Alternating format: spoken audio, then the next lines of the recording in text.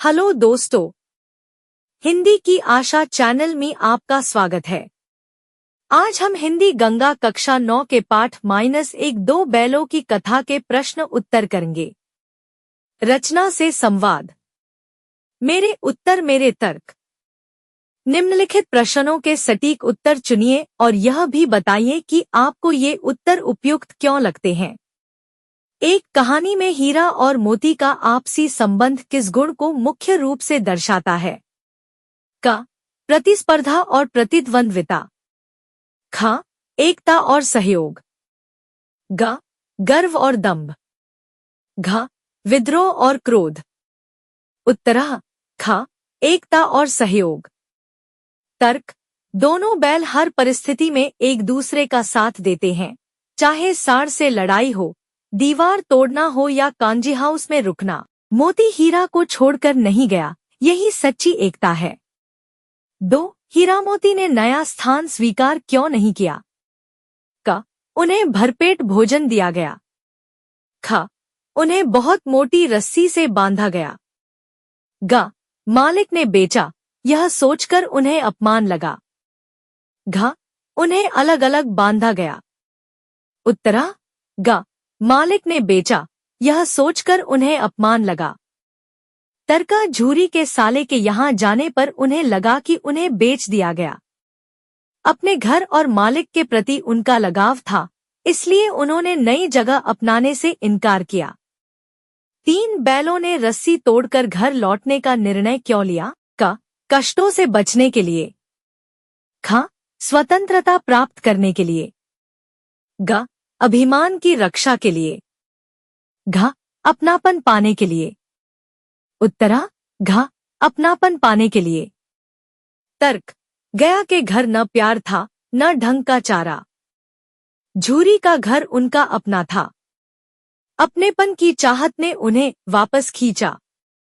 4. गया द्वारा डंडे से मारने पर मोती का आक्रोश किस मानवीय मनोवृत्ति का द्योतक है? क.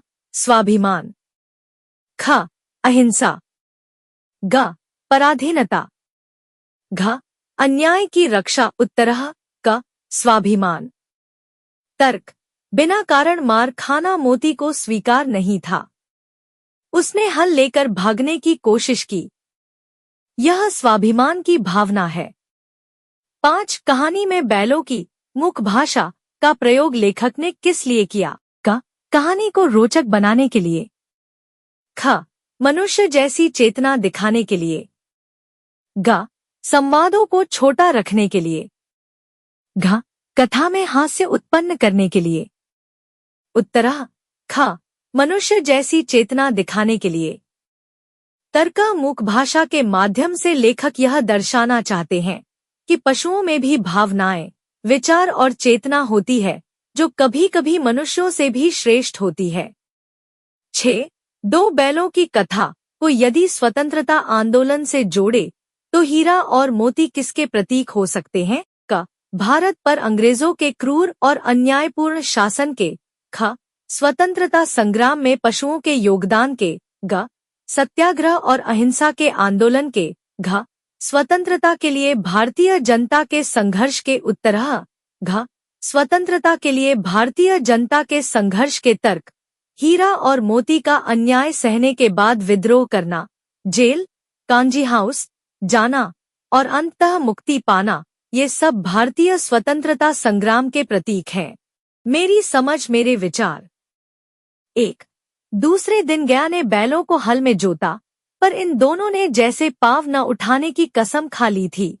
जब बैल नए मालिक के यहाँ गए तो उन्होंने काम करने से इनकार क्यों कर दिया था? उत्तर। बैलों ने नए मालिक के यहाँ काम करने से इसलिए इनकार किया क्योंकि पहली बात यह थी कि उन्हें लगा उन्हें बेच दिया गया है, जो उनके लिए अपमानजनक था। दूसरे, गया ने उनके साथ प्रेम और सम्मान का व्यवहार नहीं किया। तीसरे, उनका हृदय झूरी के घर में था, वह जगह उनकी अपनी थी। बिना अपनेपन के काम करना उन्हें स्वीकार नहीं था। यह उनके स्वाभिमान और वफादारी का प्रमाण है। 2. गांव के इतिहास में यह घटना अभूतपूर्व न होने पर भी महत्वपूर्ण थी। बैलों का घर लौट आना कोई साधारण घटना नहीं है। कैसे? उत्तर, बैलों का घर लौटना इसलिए असाधारण था क्योंकि उन्होंने मजबूत पगहे तोड़े, रात में अपरिचित रास्तों से गुजरे और बिना किसी मार्गदर्शन के अपने घर पहुंचे। यह उनकी स्मृति, बुद्धि और भावनात्मक लगाव का प्रमाण है। झूरी के मन में उनके प्रति प्रेम था और बैलों के मन में झूरी के प्रति। यह पारस्परिक प्रेम और वफादारी की भावना इस घटना को अविस्मरणीय बनाती है। 3. मोती ने मूक भाषा में कहा, अब तो नहीं सहा जाता, हीरा। कभी कभी संघर्ष करना आवश्यक हो जाता है। इस कथन को कहानी के उदाहरणों से सिद्ध कीजिए। उत्तर, कहानी में संघर्ष की अनिवार्यता कई स्थानों पर दिखती है। पहला उदाहरण, जब गया ने बिना कारण बैलों को मारा तो मोती ने हल लेकर भागने की कोशिश की, अन्याय के विरुद्ध प्रतिरोध का पहला संकेत। दूसरा उदाहरण, सांड से मुठभेड़, यदि दोनों मित्र संगठित होकर न लड़ते तो जान से हाथ धो बैठते। संघर्ष आत्मरक्षा के लिए अनिवार्य था। तीसरा उदाहरण, कांजी हाउस की दीवार तोड़ना, स्वतंत्रता के लिए संघर्ष किए बिना मुक्ति संभव नहीं थी। 4. जब पेट भर गया और दोनों ने आजादी का अनुभव किया। हीरा एवं मोती स्वतंत्रता और अपनापन दोनों में से किस भावना से अधिक प्रेरित थे? कारण सहित लिखिए। उत्तर, हीरा और मोती अपनापन की भावना से अधिक प्रेरित थे। जब वे कांजी हाउस से भागे तो स्वतंत्रता मिलने के बावजूद वे झूरी के घर की ओर दौड़े, किसी अज्ञात जगह नहीं गए। हीरा ने मोती से कहा भी, नहीं नहीं, दौड़कर थान पर चलो, वहां से हम आगे न जाएंगे। यह स्पष्ट करता है कि उनके लिए अपना घर और अपना मालिक ही सर्वोपरि था। 5. बैलों ने जैसे पाँव न उठाने की कसम खा ली थी। अत्याचार सहना भी अन्याय में भागीदारी है। क्या आप इस कथन से सहमत हैं? अपने उत्तर के कारण भी बताइए। उत्तर, हाँ, मैं इस कथन से पूर्णतः सहमत हूँ। जब हम चुपचाप अत्याचार सहते रहते हैं तो अत्याचारी और अधिक साहसी हो जाता है। बैलों ने भी यही किया, काम न करके, दीवार तोड़कर, सांड से लड़कर उन्होंने विरोध जताया। यदि वे सब कुछ चुपचाप सहते रहते तो उनकी स्थिति कभी नहीं बदलती। इतिहास भी यही सिखाता है कि अन्याय का विरोध न करने वाले समाज कभी प्रगति नहीं करते। 6. बहुत दिनों साथ रहते रहते दोनों में भाईचारा हो गया था। हीरा और मोती अभिन्न मित्र थे। कहानी की किन किन घटनाओं के आधार पर यह निष्कर्ष निकाला जा सकता है? कम से कम 3 बिंदु लिखिए। उत्तर, निम्नलिखित घटनाएं उनकी गहरी मित्रता सिद्ध करती हैं। पहली बात, वे हल या गाड़ी में जुटे होने पर अधिकतम बोझ खुद उठाने की कोशिश करते थे ताकि मित्र को कम कष्ट हो। दूसरी बात, सांड से दोनों ने मिलकर लड़ाई की, एक अकेले नहीं लड़ा। तीसरी बात, कांजी हाउस में जब मोती को भागने का मौका मिला उसने हीरा को छोड़ने से इनकार कर दिया। चौथी बात, हीरा ने कहा, जाओ, मुझे यहीं पड़ा रहने दो, पर मोती बोला, इतने दिनों साथ रहे, आज विपत्ति में कैसे छोहूं? 7. उसी समय मालकिन ने आकर दोनों के माथे चूम लिए। कहानी में मालकिन और छोटी लड़की दोनों के व्यवहार की तुलना कीजिए। उत्तर, आधार, मालकिन, छोटी लड़की, भैरों की बेटी। प्रारंभिक व्यवहार, बैलों को नमकहराम कहा, शुरू से प्रेम और करुणा दिखाई, भोजन सूखा भूसा देने का आदेश दिया, रात को चुपके से 2 रोटियां लाकर खिलाई। अंत में बैलों के माथे चूमे, बैलों की रस्सी खोलकर भागने में मदद की। भावना, स्वार्थ मिश्रित प्रेम, निःस्वार्थ, सच्ची करुणा। मेरी कल्पना, मेरे अनुमान। 1. उसने उनके माथे सहलाए और बोली, खोले देती हूँ, चुपके से भाग जाओ। यदि आप उस छोटी लड़की होते तो बैलों की मदद किस प्रकार करते? उत्तर, यदि मैं वह छोटी लड़की होती तो मैं न केवल उन्हें रोटियां खिलाती बल्कि गांव के लोगों को उनके साथ हो रहे अत्याचार की जानकारी देता देती। मैं किसी बुजुर्ग या पंचायत से न्याय दिलाने की मांग करती। मैं चाहती कि बैल झूरी के पास वापस पहुंचे, इसलिए झूरी को पत्र या संदेश भी भेजती। दोनों गधे अभी तक ज्यों के त्यों खड़े थे। भय और संकोच इंसान को अवसर मिलने पर भी जकड़े रखता है। क्या आप इस कथन से सहमत हैं? इस वाक्य के संबंध में कहानी और अपने अनुभवों से उदाहरण लेते हुए अपने विचार लिखिए। उत्तर हाँ, बिल्कुल सहमत हूँ। जब कॉन्जी हाउस की दीवार टूटी तो घोड़े, बकरियां और भैंसें भाग गईं, पर गधे डर के मारे खड़े रहे। उनमें साहस की कमी थी। वास्तविक जीवन में भी ऐसा होता है। कई बार हमें अवसर मिलते हैं, परंतु असफलता का भय और क्या सोचेंगे लोग का संकोच हमें जकड़े रखता है। इसलिए निर्णायक क्षणों में साहस और दृढ़ता जरूरी है। मेरे अनुभव, मेरे विचार। 1. दोस्तों में घनिष्ठता होते ही धौल धप्पा होने लगता है। इसके बिना दोस्ती कुछ फुसफुसी। क्या आप इस बात से सहमत हैं? आपको ऐसा क्यों लगता है? अपने अनुभवों के आधार पर बताइए। उत्तर हाँ, मैं इस बात से पूरी तरह सहमत हूँ। जब दोस्ती सच्ची और गहरी होती है तो औपचारिकता खत्म हो जाती है। हम अपने घनिष्ठ मित्रों के साथ बिना सोचे समझे मजाक करते हैं, उन्हें छेड़ते हैं। यही घनिष्ठता की पहचान है। मेरे जीवन में भी मेरे सबसे अच्छे मित्र के साथ यही होता है। हम एक दूसरे को चिढ़ाते भी हैं और जरूरत में साथ भी देते हैं। 2. हीरा ने तिरस्कार किया, गिरे हुए बैरी पर सींग न चलाना चाहिए। यह सब ढोंग है। आपका इस संबंध में क्या विचार है? आप किसके साथ हैं, हीरा के या मोती के या दोनों के? क्यों? उत्तर, मैं हीरा के विचारों के साथ हूँ। गिरे हुए शत्रु पर वार करना कायरता है, वीरता नहीं। यह भारतीय संस्कृति के मूल्यों के भी विरुद्ध है। जो शत्रु पराजित हो गया हो, उस पर आक्रमण करना क्रूरता है। साथ ही अनावश्यक हिंसा से खुद की छवि भी खराब होती है। हीरा का संयम और नैतिकता उसे महान बनाते हैं। 3. हम और तुम इतने दिनों एक साथ रहे, आज तुम विपत्ति में पड़ गए तो मैं तुम्हें छोड़कर अलग हो जाऊं? क्या कभी आपने किसी विपत्ति या चुनौती का सामना अपने किसी मित्र या परिजन के साथ मिलकर किया है? उस घटना के विषय में बताइए। उत्तर हाँ, मैंने एक बार अपने मित्र के साथ मिलकर एक कठिन परिस्थिति का सामना किया था। मेरे मित्र की तबीयत परीक्षा के समय खराब हो गई थी। वह बहुत परेशान था क्योंकि वह पढ़ाई नहीं कर पा रहा था। तब मैंने उसकी मदद करने का निश्चय किया। मैं रोज उसके घर जाता था और उसे पढ़ाई समझाता था। हम दोनों मिलकर धीरे धीरे तैयारी करते रहे। आखिरकार उसने परीक्षा दी और अच्छे अंक भी प्राप्त किए। इस अनुभव से मुझे समझ आया कि सच्चा मित्र वही होता है जो मुश्किल समय में साथ दे। विद्या से संवाद। कहानी की पड़ताल। कहानी ऐसी रचना है जिसमें जीवन के किसी एक अंग या किसी एक मनोभाव को प्रदर्शित करना ही लेखक का उद्देश्य रहता है।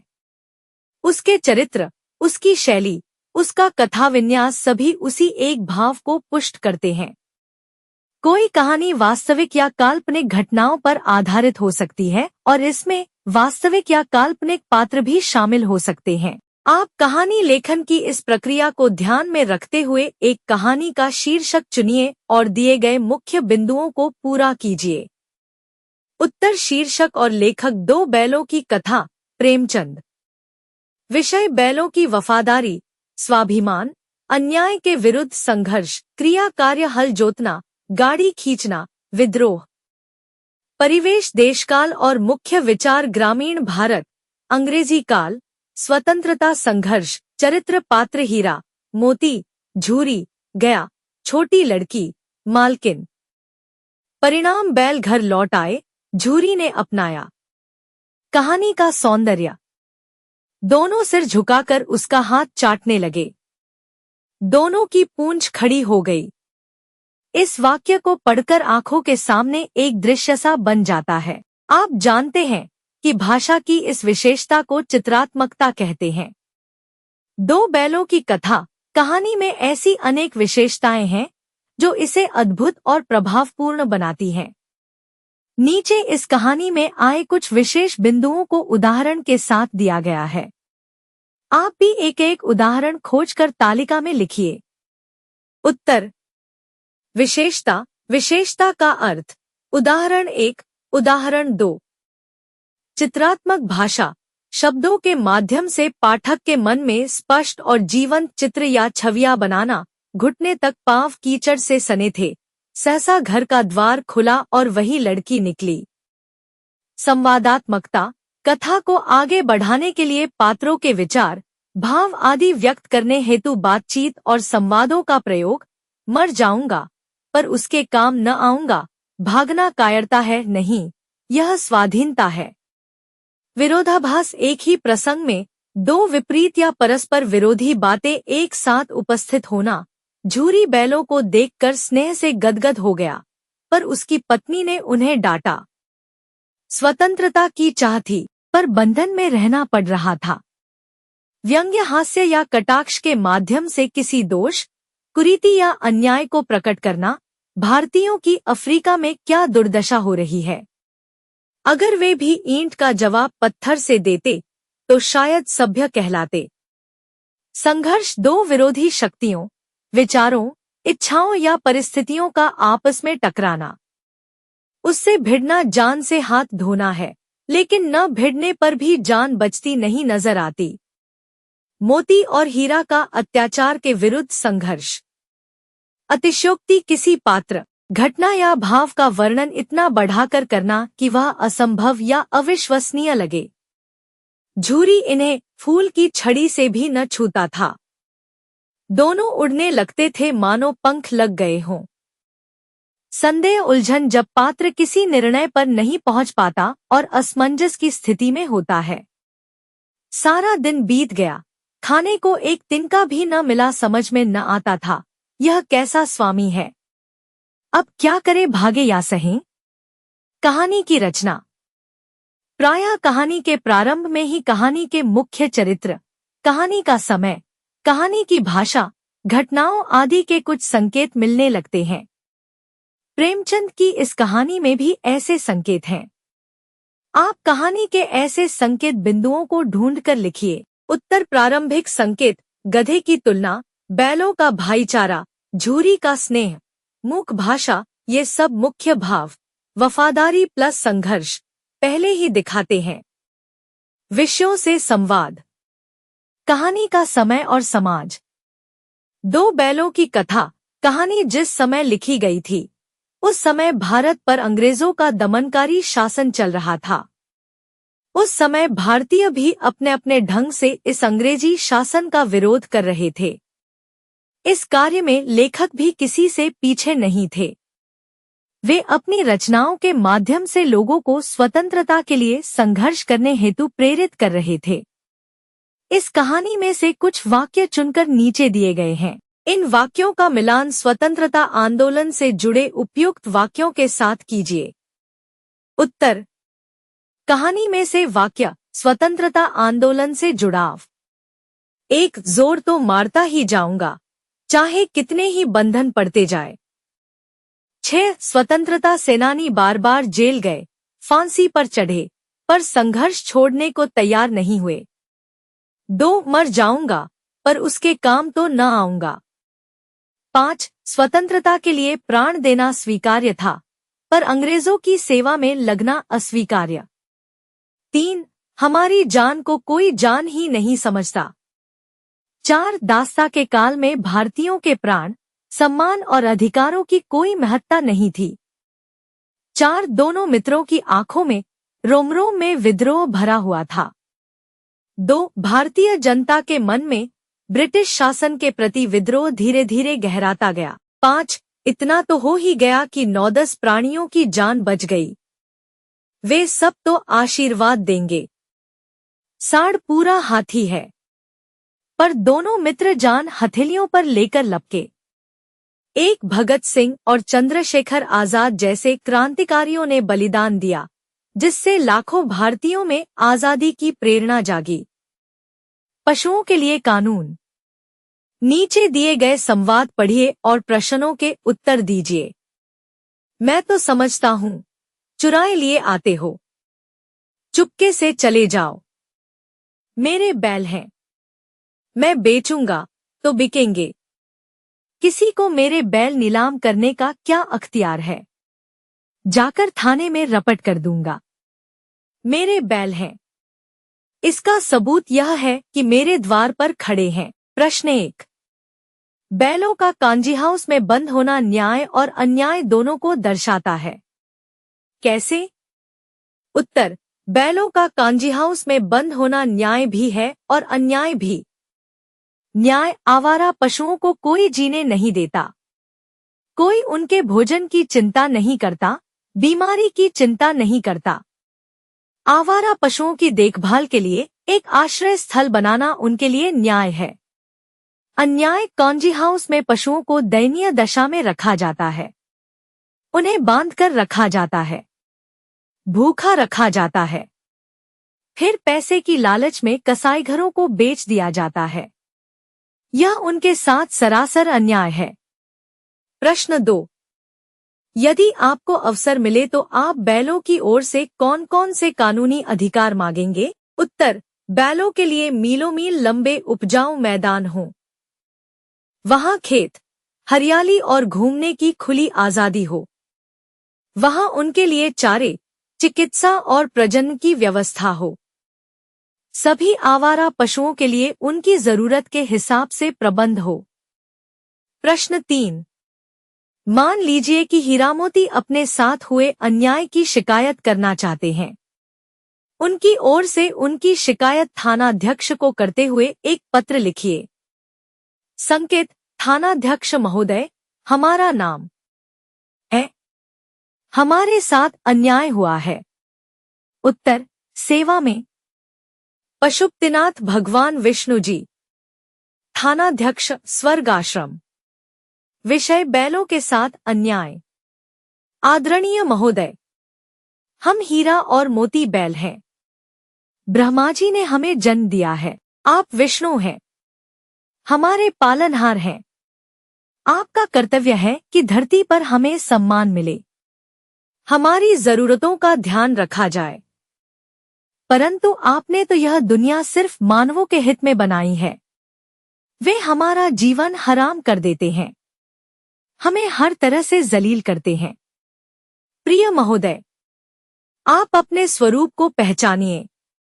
आप दीन बंधु हैं। जरा धनुष बाण उठाइए और कांजी हाउस चलाने वाले रावणों का वध कीजिए। आपने द्वापर में आकर वंशी बजाई थी। आपका हमारी प्रिय गौओं से गहरा प्रेम था। हम उन गायों के कुछ लगते हैं। हमें अपना मानिए और हमें भी सम्मान का जीवन दीजिए। आशा है आप अपनी इस मौन मूक पशु प्रजा पर पसीजेंगे। धन्यवाद। आपके ही पशुद्वय, हीरा मोती, 1 जनवरी 2027। हमारी धरोहर और संस्कृति। 1। वह अपना धर्म छोड़ दे, लेकिन हम अपना धर्म क्यों छोड़े? कहानी के अनुसार हीरा और मोती सदैव ध्यान रखते थे कि कौन से कार्य करने योग्य हैं और कौन से नहीं। वे कौन कौन से कार्य कभी नहीं करते थे? उत्तर। हीरा और मोती ने कभी निम्नलिखित कार्य नहीं किए। औरतों पर सींग चलाना, कायरता से भाग खड़ा होना, पराजित हो चुके शत्रु को मारना। 2। गिरे हुए बैरी पर सींग न चलाना चाहिए, लेकिन औरत जात पर सींग चलाना मना है, यह भूले जाते हो। हीरा के ये कथन किन भारतीय मूल्यों की ओर संकेत करते हैं? उत्तर। हीरा के ये कथन निम्नलिखित भारतीय मूल्यों की ओर संकेत करते हैं। अहिंसा, गिरे हुए बैरी पर सींग न चलाना चाहिए। स्त्री सम्मान, लेकिन औरत जात पर सींग चलाना मना है, यह भूले जाते हो। दया व क्षमा, पराजित हो चुके शत्रु को न मारना व छोड़ देना। साहस व स्वाभिमान, बिना डरे अन्याय का विरोध करना परंतु अपनी नैतिकता का सदा पालन करना। 3. दूसरे दिन गया ने बैलों को हल में जोता। क. खेतों में जुताई के लिए बैल और हल कृषि के पारंपरिक उपकरण हैं।